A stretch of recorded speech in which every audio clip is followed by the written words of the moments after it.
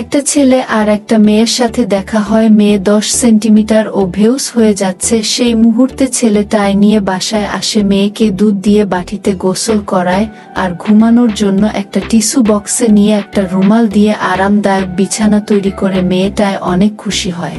ছেলে যখন বাইরে যায় তখন তার বুক পকেটে নিয়ে যায় কিলাচ্ছে, বয়ের সামনে বসে থাকে। স্কুল শেষে মেয়েকে শপিং করাতে নিয়ে যায়, একটা সুন্দর জামা কিনে আইসক্রিম খাতে দেই। মেয়ের একটা রুমাল পছন্দ হয়, রুমাল দিয়ে একটা জামা বানাই দিতে বলে বাসায় আসে ছেলেটায়। মেয়েটা রুমালের পারে সুয়াই মারাকার দিয়ে শরীরের নিশানা অনুযায়ী কাটে, সুন্দর করে একটা জামা বানায়। মেয়েটায় একটা বেগ নেই, লম্বা সিঁড়ি উঠে একটা ঘরে যায় পছন্দ মতো কাপড় নেই, কাপড় নিয়ে যায়। তখন বুঝতে পারে ঘরে কেউ ঢুকছে। মেয়েটায় জলদি করে ছেলেটাকে ফোন খুলে মেসেজ দেই, লোকটায় দরজার বাইরে চলে আসছে। চোরটায় ঘরে ঢুকে পড়ে। মেয়েটায় লুকানোর জায়গা পায় না, জায়গায় দাঁড়ায় পড়ে। চোরটায় পিরায় টের পায়ে যাচ্ছিল, মেয়েটায় ভয় পাচ্ছিল। সেই সময় চোরের ফোন বাজে উঠে, সেই সময় চোরটায় বাইরে চলে যায়। মেয়েটার মাথায় একটা আইডিয়া আসে, জলদি করে এলার্ম সুইচ অন করে দেই। আওয়াজ শুনে চোর মনে করে মালিক বাসায় চলে আয়েছে। ছেলেটায় মেসেজ দেখে মনে করে বাসায় কোনো সমস্যা হয়েছে। ছেলেটায়